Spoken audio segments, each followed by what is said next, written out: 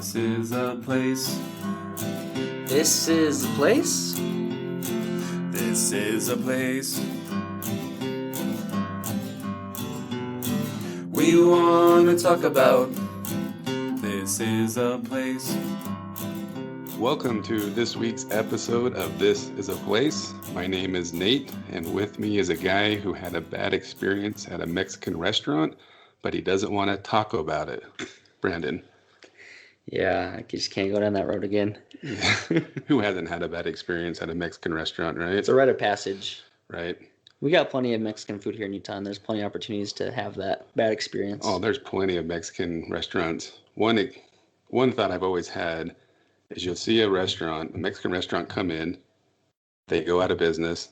What's the next place that comes in? A Mexican restaurant goes out of business. What's the next one that comes in? Mexican restaurant goes out of business. So I'm just not sure why they think their recipe is going to be the one that's going to make that location go.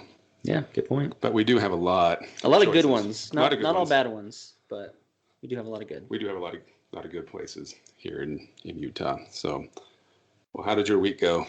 It was a good week. I had some time off of work, so I got to do some stuff at the home. Your grass is looking green. It's getting there. And you have gophers? I have gophers. Got some traps to get rid of them, but... You're not going to keep them as a pet? No. Ooh. Do not want pet gophers. How was your week, though? It was a good week. I pulled my back on Wednesday, so I've been walking around like a crippled old man for the last few days. But other than that, it's been pretty good. We went and saw Bill and Ted's 3 yesterday, which was a most excellent movie. So if you have the chance, check it out. You've been waiting for that for a long time. Yeah, I've been following it from the rumor days years ago, hoping that they would get it to go. So it was fun to finally see it happen. So they did a good job with it. It was super funny, a little nostalgic if you were a Bill and Ted's fan, but they did a really good job with it. So I hope it turns out as far as money wise for them to make it. So they might do not necessarily Bill and Ted movies, but it might incentivize other franchises to do stuff like that. Yeah, kind of like what they did with Karate Kid. Mm-hmm. Cobra Kai's on Netflix. So yep. I'm rewatching it for the 3rd time. So life's good. Yeah, pretty good. Well, should we talk about what we're going to talk about? Let's do it. We have a guest for this episode that can give us some great insight into the long gone place we'll be talking about today. We have with us Logan Young. How's it going, Logan? Thanks for joining us. Hi, thanks for having me. This is a fun show, and I'm glad to be here. Tell us a little bit about you and what you do and your tie-ins with podcasting and such. Oh, well, so by day I'm a business success coach, which is I work with independent businesses, helping them get really different marketing campaigns and strategies to kind of boost their business all over the country. But locally, I work as an actor and a podcaster here in Salt Lake. So I work with a partner doing we do a folklore podcast called Folklore on the Rocks, and we do collected stories from all over the world and discuss them and theme a special drink for each episode after each monster or story. Yeah. So you say you're an actor. What kind of movies have you, or maybe not just movies, but probably theater is thrown into there? What kind of things you've been a part of? Yeah, thanks for broadening that. Yeah, really, I haven't done a whole lot of film, but a whole lot of stage stuff. Here in Utah, if you're going to do stage, you end up doing musicals. It's just kind of comes with the territory. We love the musicals here. Yeah, so it's a lot of singing and dancing, but it's really fun. I've worked with a lot of the big theaters around Salt Lake, and not really a whole lot beyond that, but it's fun. And from there, did a couple traveling shows and joined up with Bill Brown's. He's got a stunt show that's based around diving, and actually a lot of people from the Mayan actually have done work with them. It's kind of a cool thing. Yeah. So you bring up, I listened to a couple of your episodes, just kind of get a feel for you guys and what you do. And I noticed a couple of times you talk about, oh, hey, here's the big reveal of what our episode is about. And you just did it right there. We're talking about the Mayan, right? Yeah, As if the listeners don't know what we're going to be discussing If today. they didn't read the title of the episode. I always forget that we put it right at the title on there. So I like to have a little bit of surprise, but sorry to jump the gun on yours. No, guys. you're good. I'd say most people listening, we're mainly a Utah podcast. Most people know what the Mayan was. So it started out in 2000, so a little bit before the Olympics happened here in Utah. A lot of things you've touched on, Logan. It was an experience. It was a restaurant too, a Mexican restaurant, but the biggest draw why people would go here was for the diving, for the theming of the jungle, for the storytelling that they would do, and that's what it was. And it was located out at the Jordan Commons. So what was the Mayan is now, I guess, some additional theaters that they built on afterwards, right? Yeah, they've changed it over, I believe, to an IMAX movie theater, and it's a good use of the space. And I'm told that it's turning over a lot more money than it did as a restaurant. But still, it was something pretty special. But yeah, you were a diver, right, at the Mayan Adventure Restaurant? Well, yeah. So I was lucky enough to experience the Mayan from a couple different perspectives. When it very first opened, I went as a patron. Then when I was 19, I was hired on as an entertainer, where not necessarily I would never get in the water or touch the food. Mostly, what I would do is host birthday parties and entertain guests while they waited for tables. And then I left to start school. Went back once kind of school had gotten into a steady rhythm, and that's when I transitioned over into being a diver. And that was a weird transition for me because I didn't really have a history in diving. I remember the meeting. So I was called into the general manager's office, and they said, "We think you'd be good up on the cliff. Can you dive?" And I said, "Well, I can swim. I suppose I can give it a shot." It was a really cool experience to work with. Well, for one, we had a number of dive coaches on staff that would work with us to make sure we did everything safely and to make sure that people could actually put on a show that didn't look like people terrified to jump off the cliff. But it was an experience unlike any job I've had since. And the more I talked to people, it was something really unique to Utah. I've never had a job even remotely close to that. So I love diving, but I do not look graceful when I'm jumping off the high dive. I wish it was still around so we could get you up there to be a diver just for one night. Yeah, well, I feel like I probably could if you don't have to have too much experience. And I had a dive coach, I might actually learn how to dive correctly. Do you feel comfortable in a Speedo, though? Oh, absolutely. Yeah, that's the easy part. Yeah, and really, for a while, I'll tell you the little trade secret on this. While we were kind of being trained up to be divers, it was more or less the Mayan jump show. It was a lot of feet first and terrified looks on our faces and doing our best and letting gravity do most of the work for us until eventually we got some tricks and some proper form down and could actually get in the pool without spilling most of it all over the rest of the restaurant. There you go. How high is the highest jumping point? So the highest jumping point, let's see, it was 10 meters about for the central main cave exit, and then you could go another 2.5 meters above that, and that was the very, very top of the whole restaurant, really. And then even beyond that, you could go up into the rafters, which some of the more crazy divers could do. There was one move we called Batman, where one of the divers would go upside down and dangle from their feet from the rafters and then drop into the pool. Yeah, I saw a video of that. Yeah, my buddy Jeff could do that, and it was amazing to see every time. So give or take 30 feet is about what you're looking at for most of the show.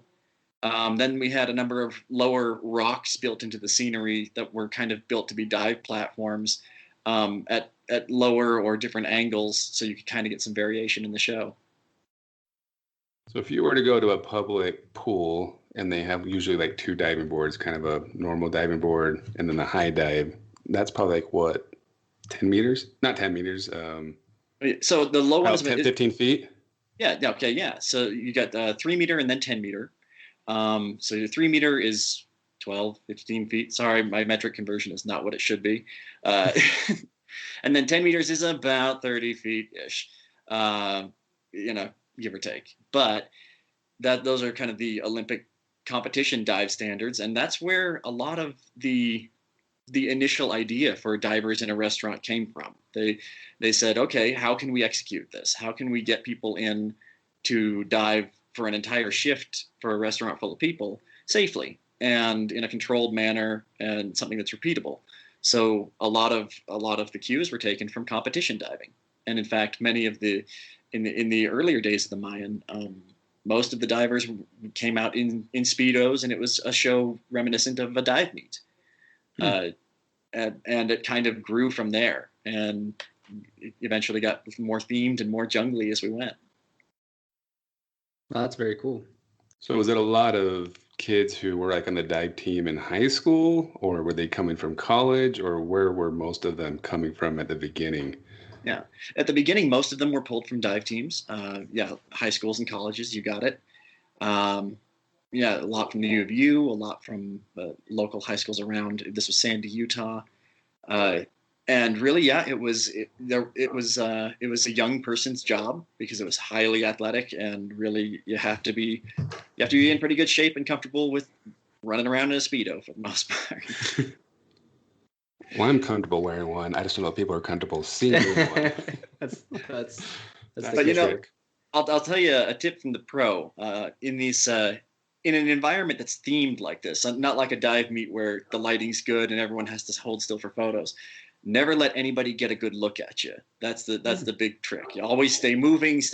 Always. That was a piece of direction that we would always get from the management is, if you don't feel comfortable, you don't have to hold still. A lot of what we would do is we would, like I say, we would get more jungly and themed as the show went on. And we would go and do bird hunts through the jungle. We would hunt the great jaguar and kind of bring the audience along into this perpetual world of life in the Mayan jungle. And yeah, it was a good time. So how often, what was a normal work schedule like when you were diving? Are you diving every 15 minutes, 30 minutes? I can't remember. It's been so long since I was there. Yeah. And how long would your shift last? Like, were you there all day, 4 hours, or how would that work? Sometimes, so usual shift was 4 hours. And they would make sure that there was never just one person there at a time for safety reasons. And really for the show, it gets boring to watch one person jump off the cliff, wait for them to climb back up, and then jump off again. So for the sake of the show, they would always make sure that there were two people there. Or at least two, I mean to say. And the whole thing was done in a loop on the hour. So I do think that some distinction has to be made between the Mayan and the Mayan adventure. From the show perspective, the Mayan was the early days when it was really Larry Miller's baby, that he really wanted to be a model of efficiency and the ultimate dining experience. That's when it was more like a dive meet. There were Speedos and really it was several different experiences combined into one. The Mayan adventure was everything was recodified to be more themed, all the way to the point where the entertainers and the divers actually had to learn Yucatec Mayan. Oh wow! To speak to people and to do the shows, it was Baashkawa alik inchatsin kaaba tasikia milpa, and you still got it. Que bueno. A couple of words, yeah. And I have the sneaking suspicion that decision was actually to discourage divers from talking to girls at the side of the pool. Because if you can't speak the same language as the crowd, then it makes communication a little hard.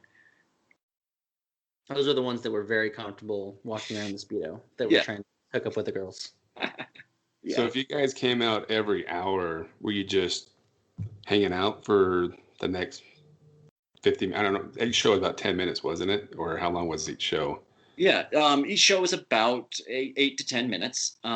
And So at the beginning, it was alternating between shows that were dive shows and shows that were largely featuring the animatronics, the pre-recorded, just scripted shows for the audience to enjoy. In the Mayan adventure days, it was actually built around a Mayan day. At the beginning of the hour, the lighting would change to morning, and we would go out and do this kind of show of gathering water and collecting food for the tribe. And it would all finish out at 15 minutes after the hour. That's when a big thunderstorm would hit. And in this thunderstorm, somebody's out getting a bucket full of water, and they get washed off the waterfall in a big flash flood. And it's up to the rest of the tribe to dive in and save them and rescue them. So it was kind of a short dive show with a little bit of story to it. And then we were asked to do, again, appearances through the jungle. Go do bird hunts, or we could do practice dives through into the pool, or we would. This was right when American Ninja Warrior was getting started, and we would actually run through the jungle, kind of practicing our parkour and just doing stunts we probably shouldn't have been doing for safety's sake.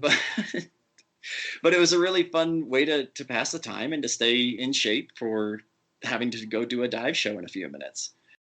Yeah, it's really cool. You got a chance to be behind the scenes and participate in all of that. All that, even the changes you saw. You said you went back and forth a couple different times, and I'm sure just how much change happened in that time, where it was just a dive meet and then became this themed experience that I remember going to and kind of being scared of, actually, because I knew there was gonna be like the thunderstorm, and I was scared of that a little bit. But I wanted to go there because I knew there was robots. I knew there was the entertainment aspect of it. So always have been drawn to those kinds of things myself. Yeah. It was really, as a kid growing up in Utah, I'd been to like Disneyland, and I'd seen some of the larger name entertainment experiences out there. And to have something like that here in Utah, where we've got fully comprehensive theming from end to end. There wasn't one wall of this restaurant that wasn't decorated to look like a Mayan temple or a jungle tree or a cliff face or something like that. It was something really cool to have here in Utah. Yeah, that was my memory. Was it almost felt like you were getting ready to go on a theme ride at Disneyland, right? When you were being in the waiting area, waiting for a table. Mm-hmm. So yeah, it always reminded really me of the Indiana Jones ride at Disneyland. That's exactly what right. I was thinking of. Yeah. Even in the outside, as you're entering in, they had those stone dragon-looking things, mm-hmm. and the whole facade of the building was all themed to that. And it's like going through the queue line at Indiana Jones.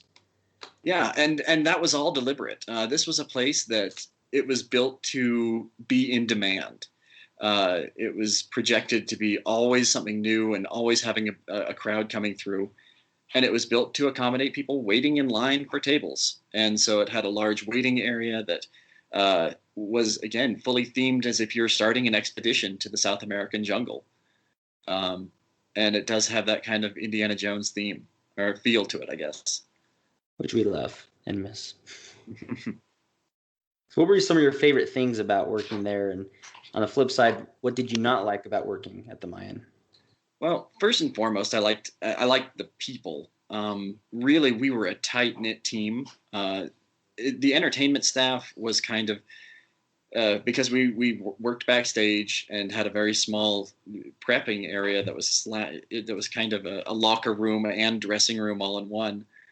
It was a lot like a family, and we really watched out for each other's safety and made sure that if someone wasn't feeling like doing the next show, we would cover for them, and it was a really good, helpful teamwork environment.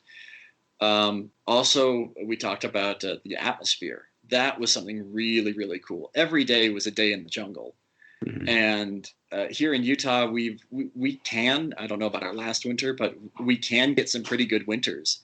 And when it's feet of snow outside and you walk into a balmy jungle as soon as you get to work, it was pretty cool. It made it really easy to forget whatever was going on outside. As soon as you're there, you're in the jungle. What were things that you didn't like about it? Well, the big one that I think everyone's kind of complaint about it would probably be the food. The food was it was not quite up to the same caliber of theming and really uh, it was mostly built to accommodate again a large crowd of people, making sure that people got food on time. The initial model was that your food was waiting for you when you got to your table. It was trying to cut out all of those dead spots in the dining experience to move people through quickly. Um, and they were constantly reacting to feedback. Here in Utah, we often will have families with a large number of kids, and it can be difficult to say have a restaurant with a really expensive menu and expect people to bring their kids there again and again. Mhm. And so it was kind of walking this tightrope of being affordable versus being, the quality, and all maintaining service at the same time. And I'm not going to say the food was ever always bad or anything like that, but not knowing what you were going to get, that was something that was difficult. When I would recommend the show to friends and say they're coming into town, for example, and I say, come check out this one of a kind restaurant. They say, what kind of food is there? I don't know. We'll see. But also, it was difficult to maintain a balance between the entertainment and restaurant staff. We're doing two very different jobs in the same space, and it was, for the most part, we tried not to step on each other's toes and tried to maintain a clean and safe environment. But it was tricky. It was a lot of staying out of people's way, of knowing when people are going to be coming through narrow corridors, or for the servers, knowing when the lights are going to go off in the middle of their shift, knowing when when they might get splashed, or anything like that. It took a little bit of adjustment, and it was unlike a lot of other restaurants. Do you remember like how many tables they could accommodate, or like capacity? Well, I know that it was 3 floors of jungle. And I remember hearing, and I definitely believe it, based on the way that it was themed to be layers of jungle. When you would look out from one of the views on a balcony or something, you would see trees, a temple, a mountain range. It would go back all the way through this giant space. And what I've heard is that the restaurant was never really profitable unless all three floors were full of people. It was an expensive machine to run, and it could really only run all or nothing. I found that at one point it could seat 700 people. So that's a pretty big restaurant space. Yeah, 700 sounds about right. Hard to get that many people in, though. Too. Yeah. The only time that I'd seen it totally full a couple of times. But the one that I've seen every table full there, I was in my earlier days. I was 19, and they had the women's regional volleyball tournament hosted at the Southtown Center near the Mayan restaurant. Oh, right. And so every floor of that place was full of high school volleyball girls. Now I was 19 at the time, and so that was a really special time in my life. You're like, dang it, why can I only speak Mayan? Yeah. No, well, for that one, I couldn't get in the pool. I was not. I hadn't graduated to being a diver just yet, so maybe it gave me a little bit of motivation to get up on that cliff.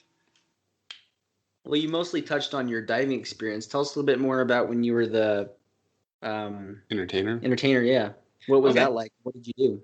Well, so I would wear kind of an Indiana Jones style explorer outfit. And we were all encouraged to come up with our own characters. Some of us were really goofy. Some of us were really tough and manly.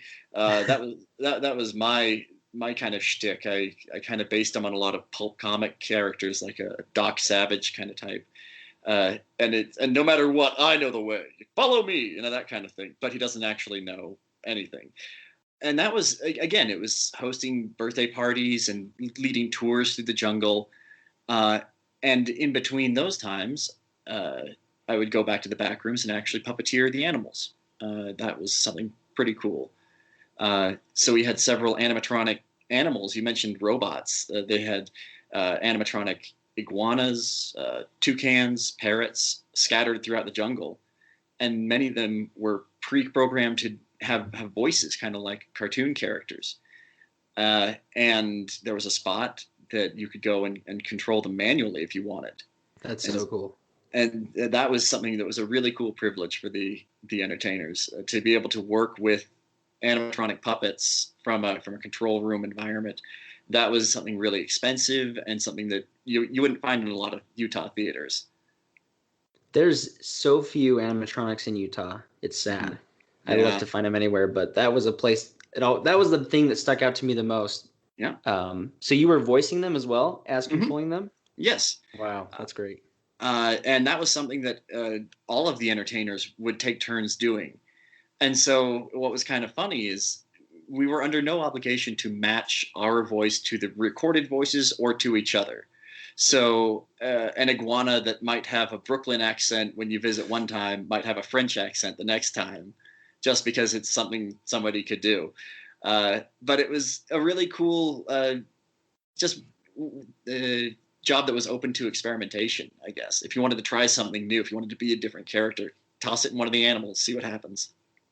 Well, that had to be a great environment for you, being from that theater background too. Like that's your world right there, being able to put your own twist on something and just make it your own.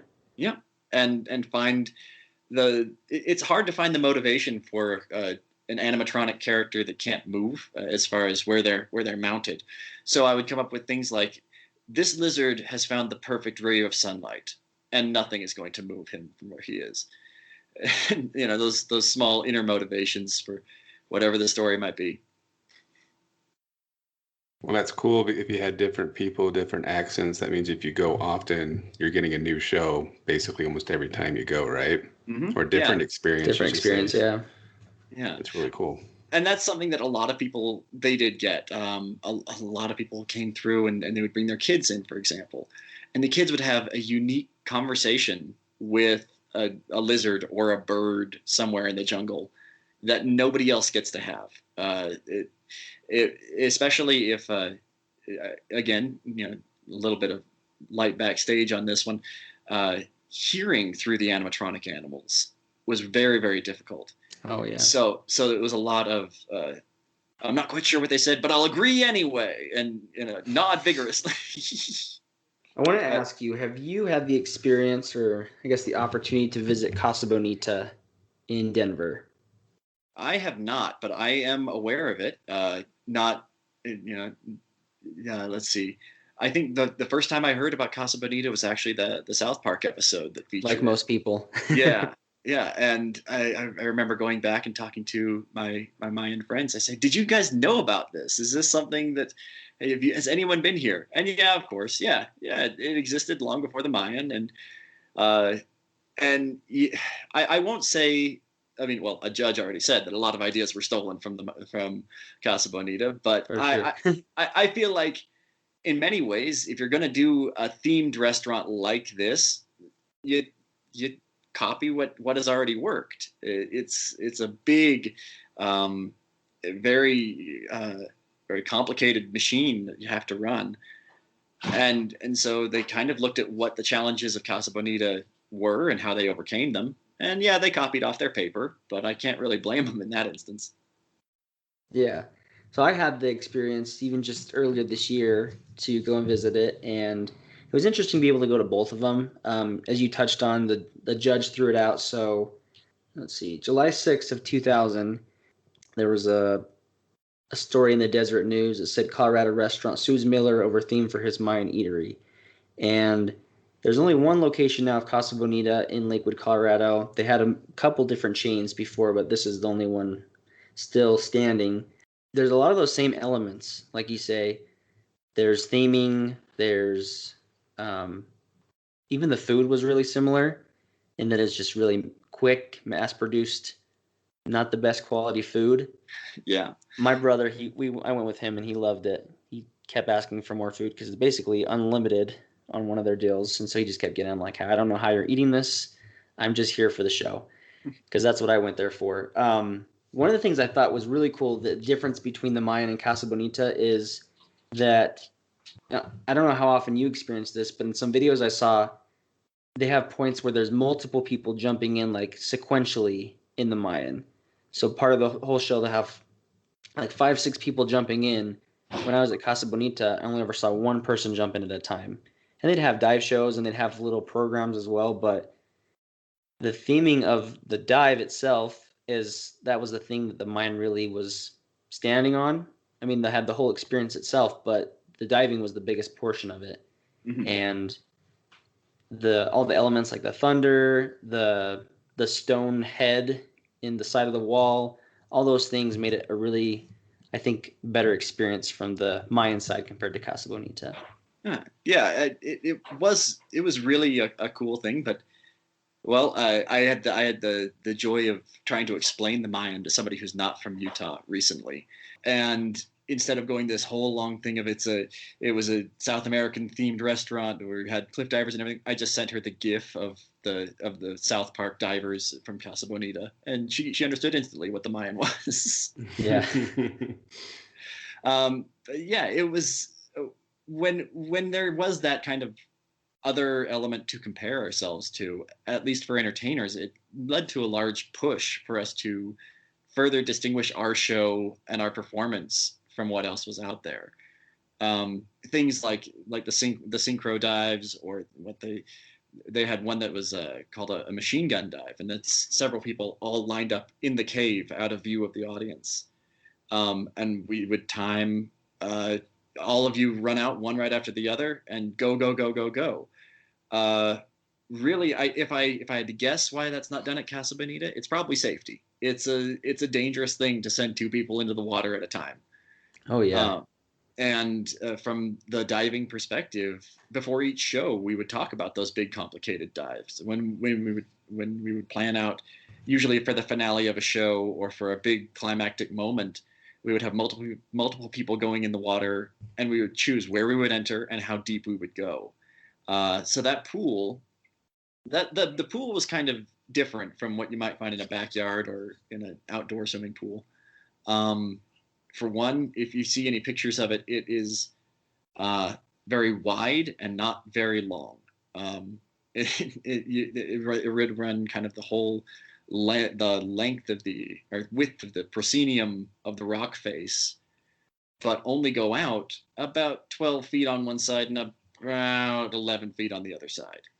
It was not a very long. Oh yeah, it had a great big rock right in the middle of it. Yeah. just to make it extra hard to really. You can't hit the middle of the pool. No, you got to pick a side. But it was also 16 feet deep on one side, sloping down to 17 feet with a drain on the other side. Wow. So it was a very, very deep pool with no real shallow end. And it was not really designed to hang out. It was designed to go in and go directly go directly under the rock and back up the ladder. So I found some old YouTube videos. You kind of touched on this as well, that in those later years, they were trying to push like social media, and they had their own YouTube channel, which still exists to this day. You can still watch a good couple videos. And it was so fascinating to me. They had a diver kind of walk a person with a video through, and they went up the ladders, and they were standing there on that perch and said, yeah, you have to jump to the right, you have to jump to the left, can't jump directly on, otherwise you're going to hit this rock and you're basically going to die or be seriously injured.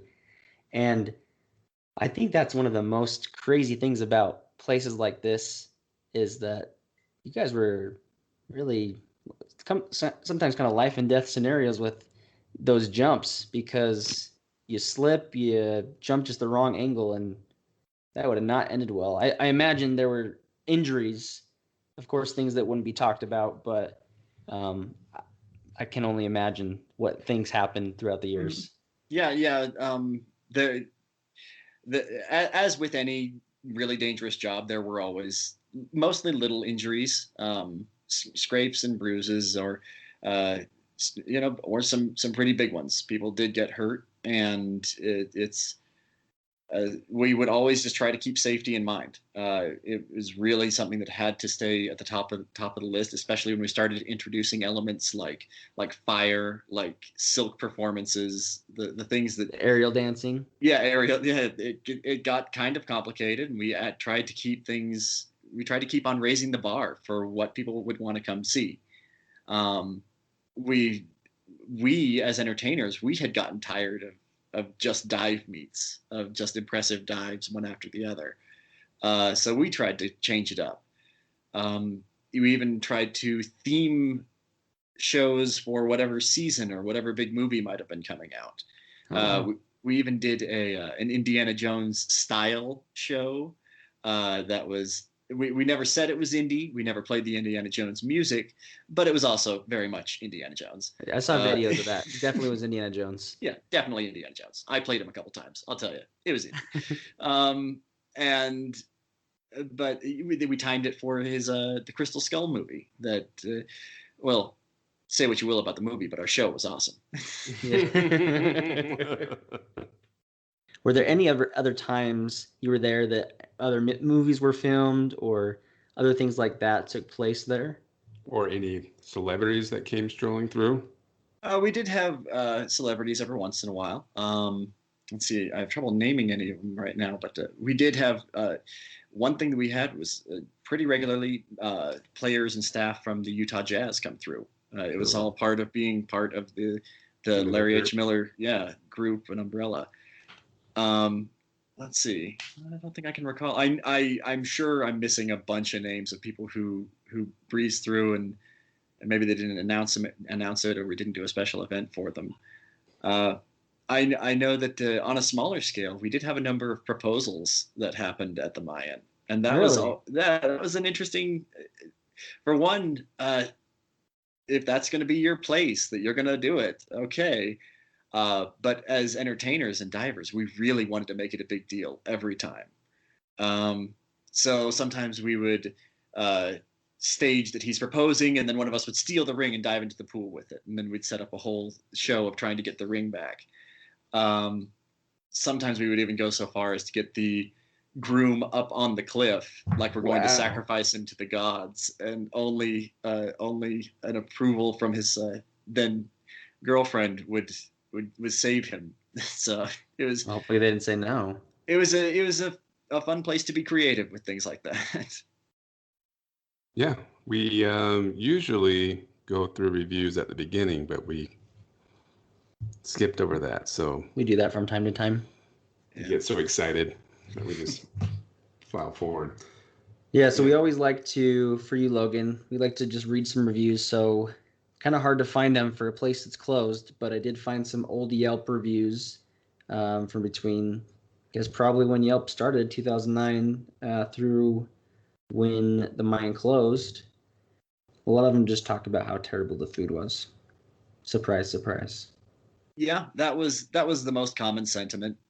People would go, and again, they'd go expecting one thing and get surprised, and usually that resonates as something bad. Usually when you're an employee of a restaurant, they comp you a free meal per shift. Did you guys have that same experience when you were there? And if so, did you want there?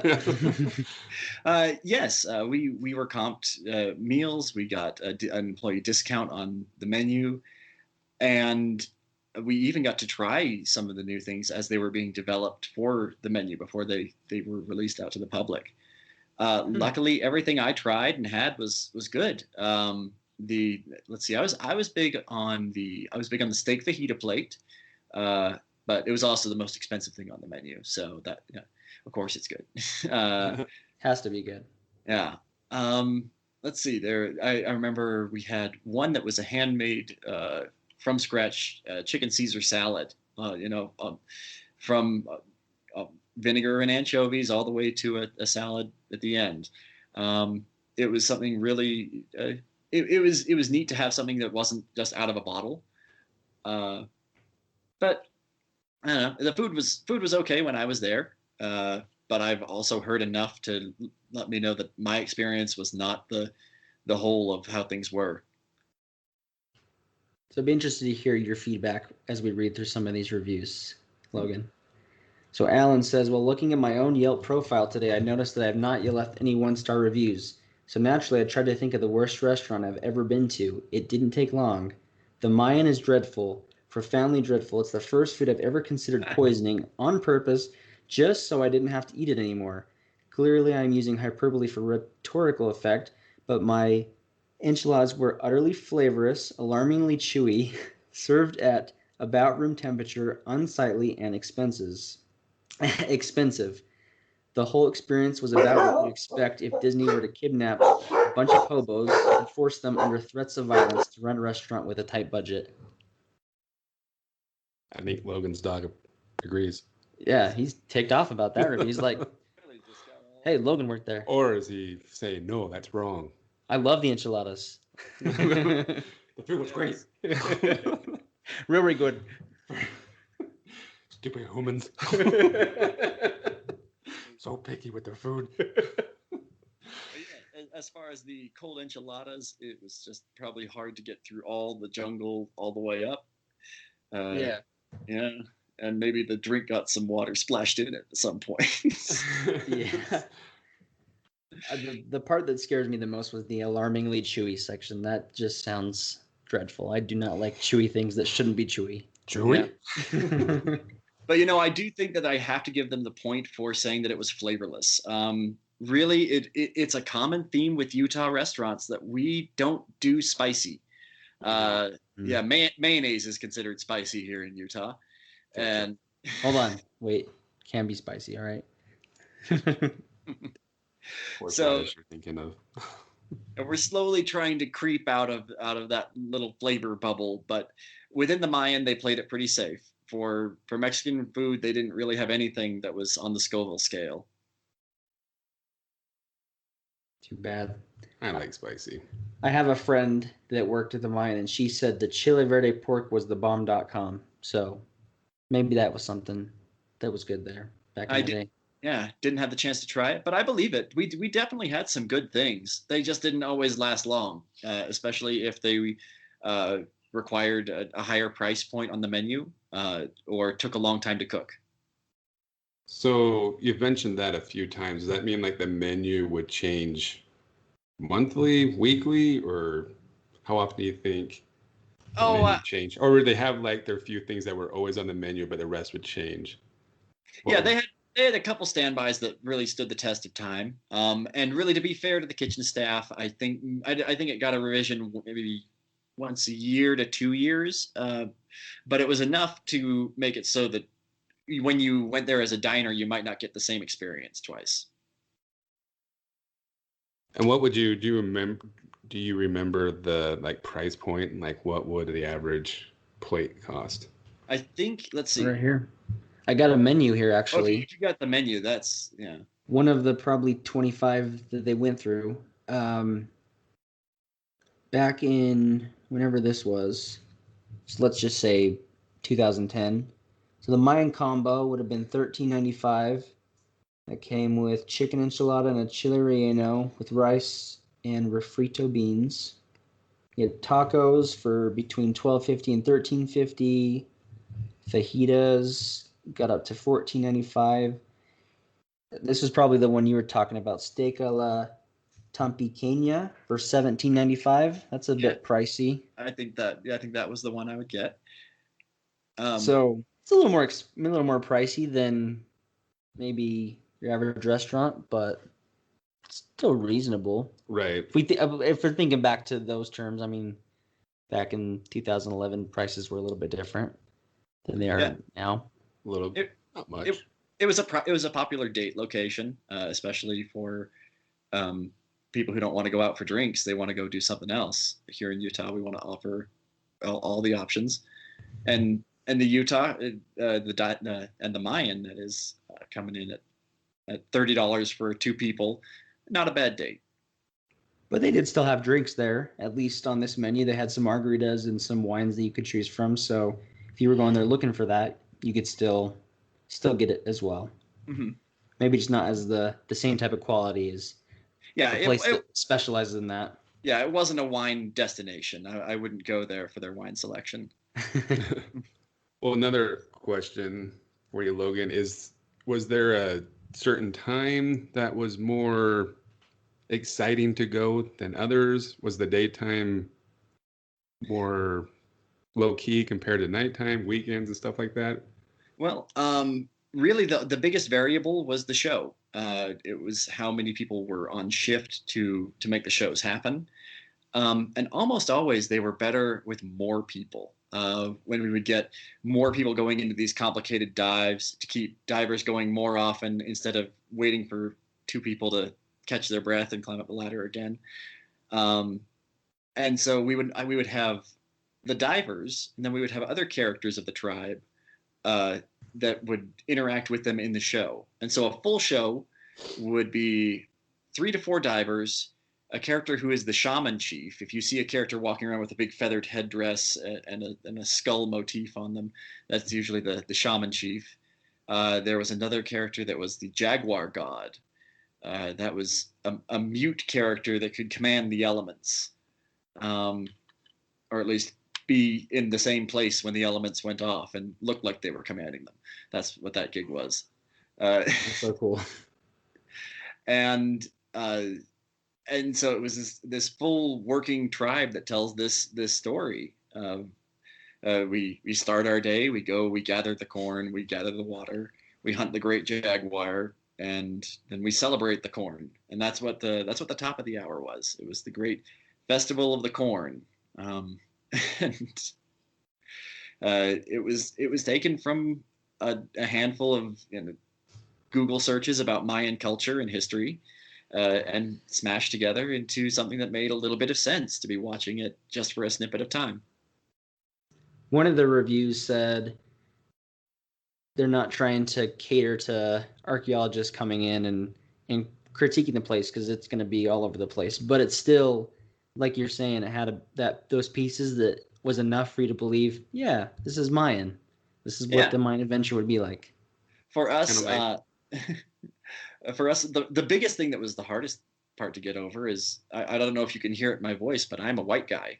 And that's, it's kind of hard to sell the idea that I'm a Mayan jungle native as somebody from Salt Lake City, Utah. And really, that was most of our dive team. We were from Salt Lake and from the area around Sandy. And so we would kind of supplement that look with, not necessarily, we won't go to like blackface or anything, but we would do war paint. We would look at different patterns that actual Mayans would do in tattoos and scarification, and mimic it with a waterproof paint-on war paint. And pretty soon. At least you could play off of, it was a dark place, right? So, of course, you didn't look, you're a white guy, you said. You look nothing like a Mayan, but at least with that atmosphere and the dark nature, it could pass. The lighting definitely helped.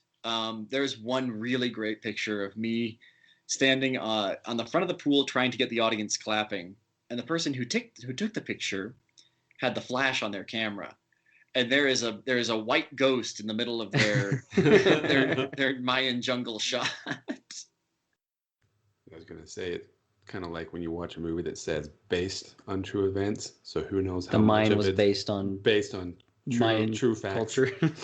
Truish facts. Mm-hmm.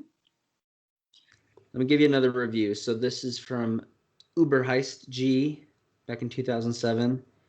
They were talking about how the previous reviewers have this place pretty much nailed. Terribly bland food, nifty interior, nifty cliff divers that you watch as you eat. Excellent for kids, not so great for adults. The margaritas were pretty good, but they didn't make up for the terribly bland food. Mind you, I live in California, which has incredibly great Mexican food. Therefore, I'm pretty jaded and have a higher standard when it comes to food from south of the border. Just watch out while sitting in the splash zone. Chlorinated water in your margarita is ugh. And that was a real risk of having a restaurant with a pool in the middle of it. I remember we did one dive where we were practicing something new, and through just almost magic, it seemed like, it launched a column of water straight into the air, and then soaked one of the general managers who wasn't watching the show at all. Oh no! And it really looked like someone had just dumped a bucket of water on him from somewhere else, just from the top Sure, of the he'd love restaurant. that. Well, in your podcast, you guys, as you mentioned, always start out with a drink, a theme to your whatever it is you're talking about. Do you think you could come up with some kind of margarita that has a chlorinated water base? Oh, now that sounds that's a tough challenge right there. The Mayan special. It might cure the coronavirus. Yeah, Yeah, worth a shot. there you go. And we're actually getting ready to do a Mayan themed episode on my show over there. So I'll give it some thought. Before Halloween, we're going to feature we do creatures from folklore. We're going to be discussing Kamisats, who was the original Batman. He's the Mayan bat god of death. And Oh my gosh. and we actually for a short time we would actually run a spook alley in the Mayan restaurant. And we would call it the Tomb of Kamisats, and it That's was so cool. I'll see if I can find a picture if you want to post it on your page of what our Kamisats character looked like. He had a very scary bat horror monster mask, and he would jump out of the shadows and dangle from the ceiling. It was a very physical, kind of intense little thing, but So just sad another I can't piece go of the see jungle. that right now. That'd be so cool. Did you ever meet Larry? I met him once coming through. He had a table that he liked to sit at that had he felt the best view of the whole restaurant. But it wasn't my favorite table. But yeah, it was really cool to be part of the LHM group. We got discounts on cars that I don't know if anybody bought because it wasn't much of a discount. We did get the employee discounts on the menu, both at the Mayan and any of the other restaurants he owned. But the biggest perk to working for Larry Miller was the movies, because he also owned the Megaplex Theater there at Jordan Commons. Any movie that was out for, I think, 2 weeks made it to a list that employees could see whenever they wanted. Well, sadly, as we're talking about this, it's closed down quite a few years ago. We're almost at the 9-year mark. And so it closed down on Halloween of 2011 officially.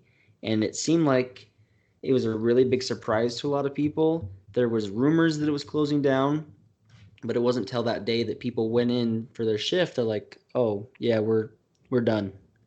And so I watched a clip from Fox 13 News, our girl Hope Woodside talking about it, how there were so many people that were just devastated that they didn't have this place to go to, because what you touched on, Logan, it was really a family, and the experiences you're able to have, not so much for, it was a job, right? But the close-knit experience you got to have with those people, just having that ripped out and without a warning, like without being able to really say goodbye to the experience. Yeah, and really it was unlike working with any other kind of team. We really got to know each other very closely. That element of danger really made it so we all had to watch each other's backs and make sure that everybody came out in the same condition they went in. And one thing that's happened is, at least among the entertainers and the divers, a lot of us have gone on to do really impressive things. If you read the article about the Mayan closing, the manager at the time, that's my friend Mary Wolf. She and her husband Tice have been on America's Got Talent a number of times as duo Transcend. They do aerials and roller skating and different stunts and tricks. Let's see, we got a couple other notable Mayan alums here. We've got Dr. Dean Todd of the Chalk Children's Hospital. He's a pediatrician out there in Orange County. We've got my buddy Andy Jones. He's he competed in the Red Bull dive competition a number of times. He actually went and performed with Cirque du Soleil's O Show, and now he's a stuntman. Pretty cool. Recently, he was in Netflix's Space Force. Oh, awesome. Yeah, and we've got, really anybody who did something there took that and built on it. And there's Logan Young, who runs the Folklore on the Rocks. Yeah, the podcast. illustrious Logan Young of Folklore on the Rocks. And really, I would name everybody who worked there, but I'd end up forgetting somebody. But really, I'd be remiss if I didn't name American Ninja Warrior champion Brent Stephenson. Cool. He was a diver there. I got to work with him. Really a cool guy, and his persona that he carries over into AWN, he's very real and authentic, and it's been really cool to see somebody that I worked with back in high school go on to such cool things. Yeah. Cool. So do we know why it closed? Or, I mean, I can totally understand what Logan has said a few times, that the theater is making more money than the restaurant, because I mean, that's a lot of overhead. Not right now, they're not. Not right now. But back then. No, Bill and Ted's 3 is in theaters. They are making hand over fist right now. But just the overhead that you would have to run that restaurant compared to a movie theater, where very low key, don't need a lot of employees to run a movie theater in that wing. So, but do we know, was it a financial decision, or is it more of the food sucked, so nobody wanted to eat it? Well, it was coming at a time, from the research I did, that, I mean, 2009, everything kind of, That was the recession, right? That makes sense. And going out to a little more expensive experience dinner probably wasn't the first thing on people's mind, right? As great as it was to go visit the Mayan, times are tight. That's not going to be where the food's not the best. So the thing you're going for is the food. It's not really what you're going to spend the money on. So I think that's a big thing that cut into it, and why they made that financial decision to close it down. But let me tell you my gripe with all of this. This was a Mayan-themed restaurant. They could have at least held off until 2012. Yeah. Oh. Yeah. They could have just ended the calendar. ended the calendar. We don't know what to do now, because we had plans up till then, and now we just have to close. We don't have a calendar. We don't know how to book our employees, because there's no calendar to go There's by. nothing written on the back. We're just on our own here. We're done. Yeah. But one thing that I think really factored into the restaurant closing was, we talked about that. Yes, it's a place people only go for the experience.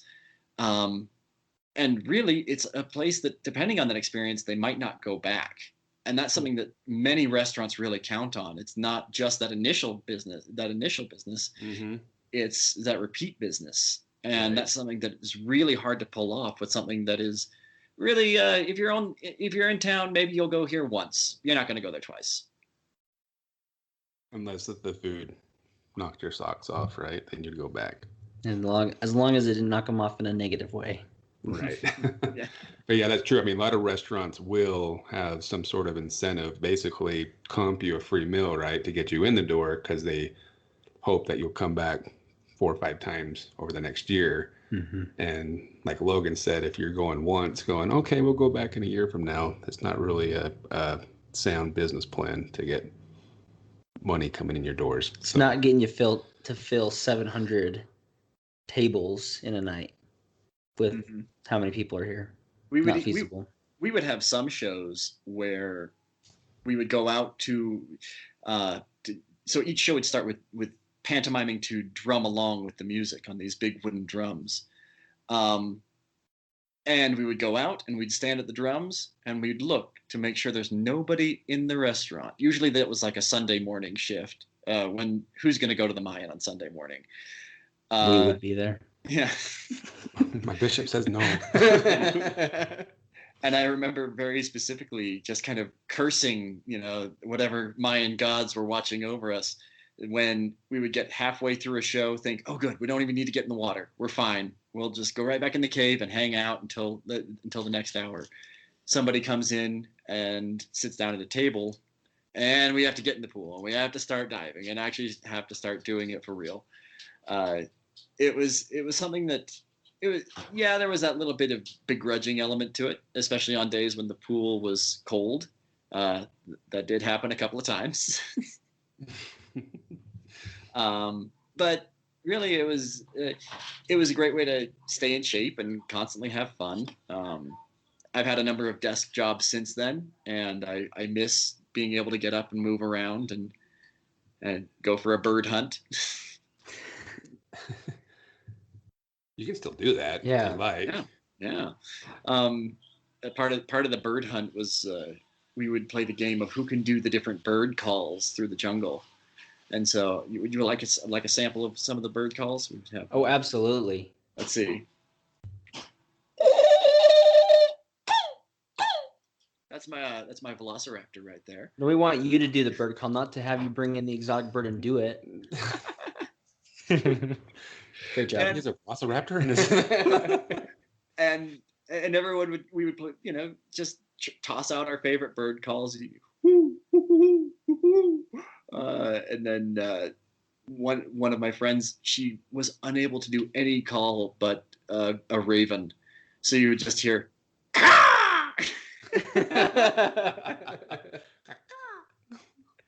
Look up here. Well, important thing to say is while it is closed, there are the rumors that the dive wall is still intact, and we may be getting to do a tour here in the next little bit. That's soon to be seen. Fingers crossed. Yeah, I've heard the same thing, that the dive wall is still there. It should be noted that's not the rock wall that we would dive off of. It was a wall backstage with the word dive written on it in great big letters.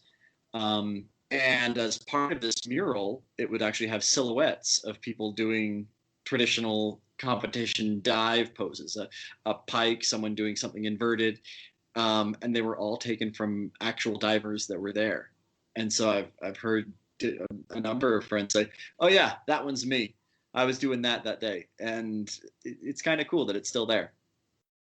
I'm really upset because I was expecting to see the rock wall, but I guess we can settle for a dive wall. Still cool. So the pool's gone, is what you're saying.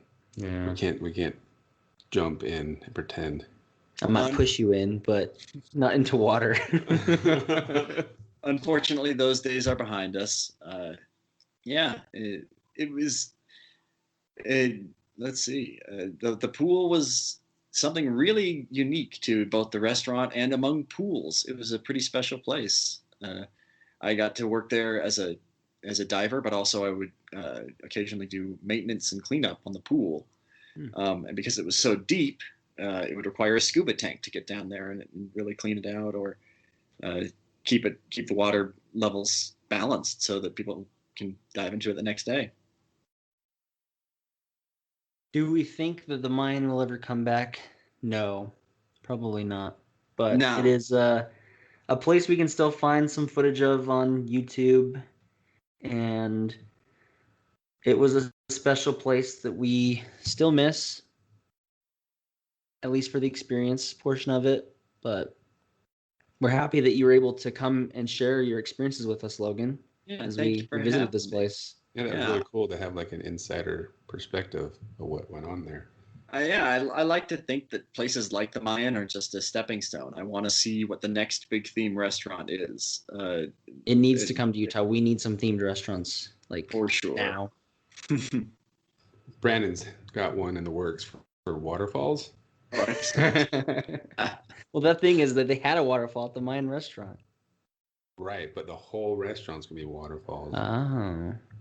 Right? Yeah. Okay. Yeah, I told you about that. You were supposed to share that because now someone's going to steal my idea. Yeah, there we go. Copyrighted, stamped it. Well, do you want to give us a final plug, Logan, and where people can find you and what you are working on? Yeah, sure. So my podcast is called Folklore on the Rocks. I work with my good friend Lindsay, who is an anthropology student. Just monkey with my watch here. Sorry. Keep our logo on there along with where we can be found. Oh, actually, sorry. We'll just start that part all over. And I can share. Clearly, I'm not the organized one on this on our podcast. I'm kind of the jokester of the group. That's me. Yeah. Everyone's got to be the mascot. You're telling me. No, just kidding. But yeah, so we are on. We're on Apple Music, Spotify, iTunes, really wherever you listen to podcasts. If folklore is your thing, if you like those stories that get passed down, and if you really like hearing kind of something spooky and something different, check us out.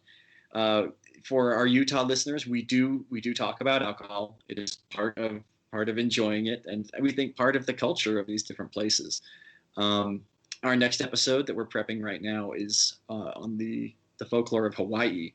We're talking about a number of myths and things from that area. The problem with Hawaii, though, is like Mayan, their language is really hard. So the stories I've recorded for that one started really, really long and had to get trimmed down. Let's see. As far as that, that's pretty much all I need to say on Folklore on the Rocks. Check us out if you think you'd like to join us. It's a good time. All right. Well, you got any jokes for us, Nate? Nope, just 7 days without Mexican food makes Juan weak. And that'll do it for us on the This Is a Place podcast. Thanks for listening. See you guys next week.